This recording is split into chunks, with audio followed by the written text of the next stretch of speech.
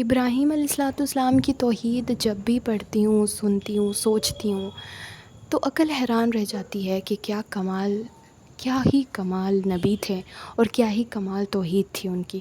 اور اپنی توحید دیکھتی ہوں تو لگتا ہے جیسے ہماری توحید تو کچھ ہے ہی نہیں، ہمارا توکل تو اللہ کی ذات پہ کچھ ہے ہی نہیں جو ابراہیم علیہ السلام کا تھا۔ ابراہیم علیہ السلام کو یوں ہی مرتبہ خاص نہیں ملا، بلکہ ان کا جو اللہ پہ بھروسہ اور یقین تھا، ان کی جو اللہ پہ توحید تھی، وہ بہت ہی بے مثال تھی۔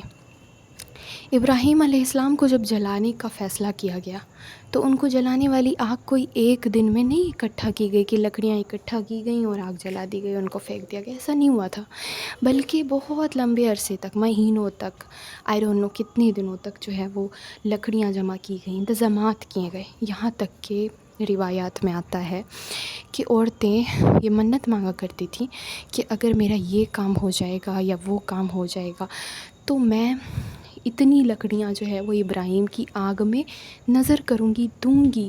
آپ سمجھ سکتے ہیں کتنی کوئی انتظام کر کے ان کو جلانے کی کوشش کی گئی تھی تاکہ ان کو عبرت کا نشان بنایا جائے، تاکہ دوبارہ ان کے بتوں کے خلاف کوئی کھڑا نہ ہو سکے، ان کے بتوں کے خلاف کوئی بول نہ سکے۔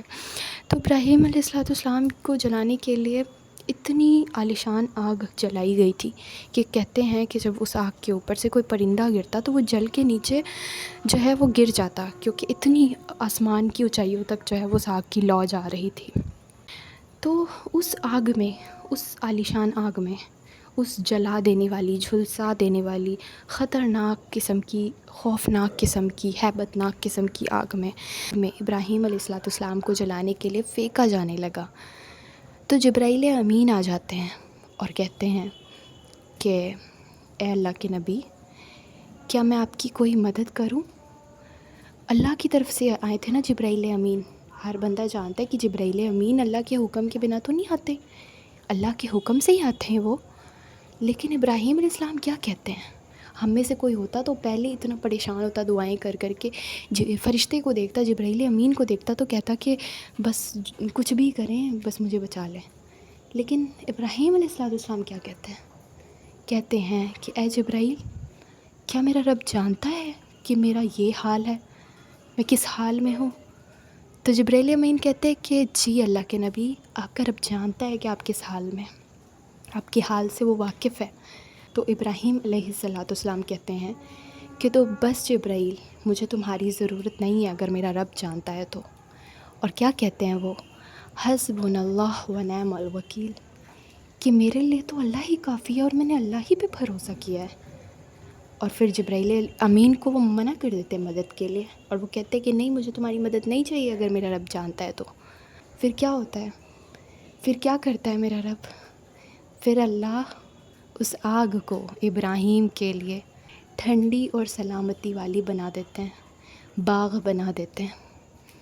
ابراہیم علیہ السلام کے ہاتھ پاؤں میں جو رسیاں باندھی گئی تھیں وہ رسیاں جل جاتی ہیں، لیکن ابراہیم علیہ السلام کا جسم نہیں جلتا۔ تو جب یہ منظر جب ابراہیم علیہ السلام کے باپ دیکھتے ہیں تو وہ کیا کہتے ہیں؟ وہ کہتے ہیں کہ اے ابراہیم، تیرا رب تو بڑا ہی عظیم ہے، بڑا ہی کمال کا ہے۔ وہ کافر ہوتے ہیں، مشرک ہوتے ہیں، شرک کرنے والے ہوتے ہیں، اللہ کا انکار کرنے والے ہوتے ہیں، لیکن وہ کیا کہتے ہیں؟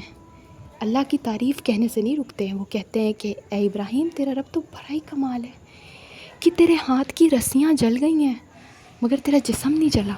وہ آگ جو ہم نے مہینوں جلائی، اس کو اس نے پل میں باغ بنا دیا۔ کیا خوب ہے رب تیرا اے ابراہیم۔ تو یہ تھا ابراہیم علیہ السلام کا توکل اللہ کی ذات پہ۔ فرشتے کو منع کر دیا کہ نہیں، مجھے تو فرشتے کی بھی مدد نہیں چاہیے اپنے اللہ کے سوا۔ کیا توحید تھی، کیا توکل تھا۔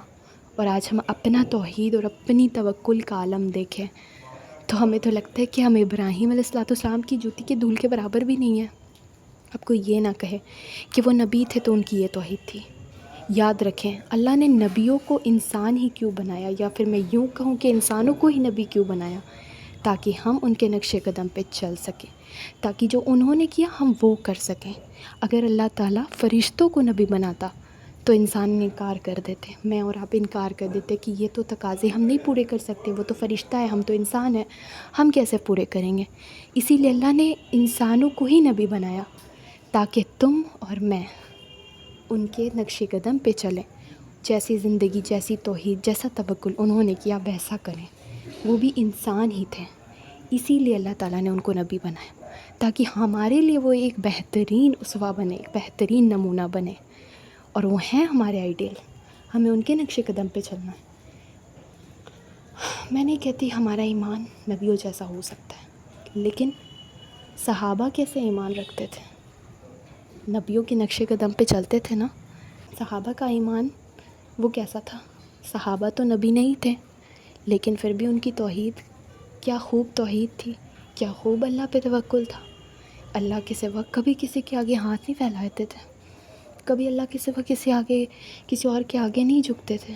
تو وہ بھی تو نبی نہیں تھے، انسان تھے، لیکن نبی کے نقش قدم پہ چلنے کی پوری کوشش کرتے تھے۔ تو ہمیں بھی ویسے ہی کرنا ہے، نبی کے نقش قدم پہ چلنے کی پوری کوشش کرنی ہے۔ اسی لیے اللہ تعالیٰ نے قرآن میں ہر نبی کا ذکر کیا ہے، اور ان کے دور میں ان پر آنے والی مشکلات کا ذکر کیا ہے، تاکہ ہم اس سے سیکھیں اور اپنی زندگی میں اس کو ایڈ کریں۔ قرآن صرف سننے سنانے کے لیے کہانیوں کے طور پہ اللہ تعالیٰ نے نہیں سارے نبیوں کی سٹوریز بتائی ہمیں، اس لیے بتائی ہیں تاکہ ان کو فالو کیا جائے ہمارے۔ تو ہمیں کیا کرنے کی ضرورت ہے کہ ہم نبیوں کے نقش قدم پہ چلیں۔ یہ ویڈیو بنانے کا مقصد یہ ہے کہ آج کل بہت سارے ہی ایسے لوگ ہیں کہ جو اس چیز میں مبتلا ہیں کہ مزاروں پہ جاتے ہیں اور اللہ کے ولیوں سے مانگتے ہیں اور کہتے ہیں کہ اللہ تعالیٰ تو ان کو ذریعہ بناتا ہے ہمیں دینے کے لیے۔ ابراہیم علیہ السلام نے فرشتے سے نہیں مانگا کہ نہیں مجھے فرشتے کی بھی مدد نہیں چاہیے، اور تم اور میں یہ کہہ رہے ہیں کہ ہم اس انسان سے مانگے جو اپنی قبر کے اندر ہے، وہ ذریعہ ہے۔ مطلب ہماری عقلوں پر کیا پردہ پڑ گیا ہے؟ ہم کیوں نہیں سوچتے کہ کیوں نہیں ہم ڈائریکٹ اللہ سے مانگ سکتے ہیں؟ کیا ہمارا رب ہمیں ڈائریکٹ دینے پر قادر نہیں ہے؟ اگر وہ ڈائریکٹ جبرائیل کو اس نے بھیجا تھا، لیکن جب جبرائیل کو انکار کر دیا ابراہیم علیہ السلام نے، تو اس نے ڈائریکٹ مدد کی، بیچ میں کوئی نہیں آیا، اس نے ڈائریکٹ مدد کی۔ تو کیا میرا رب، تمہارا رب ڈائریکٹ ہماری مدد نہیں کر سکتا؟ اسے نعوذ باللہ کسی ذریعہ کی ضرورت ہوتی ہے؟ وہ تو مسبب الاسباب ہے، وہ اسبابات کا مالک ہے، وہ اسبابات کا محتاج نہیں ہے۔ تو ہم ایسا کیوں سوچتے ہیں کہ ہم کسی ولی کے در پہ جائیں گے، اس سے مانگیں گے تو ہی ہمیں ملے گا؟ میں ولیوں کی بہت عزت کرتی ہوں، مگر اس کا مطلب یہ نہیں ہے کہ ان سے دعائیں کرنے لگ جاؤں۔ لوگوں نے عجیب عجیب سے فلسفے دے رکھے ہیں۔ شاید بہت لمبی ویڈیو بن گئی ہے، تو ملتے ہیں نیکسٹ ویڈیو میں۔ الصلاۃ والسلام علیکہ یا رسول اللہ صلی اللہ علیہ وسلم۔ السلام علیکم ورحمۃ اللہ وبرکاتہ۔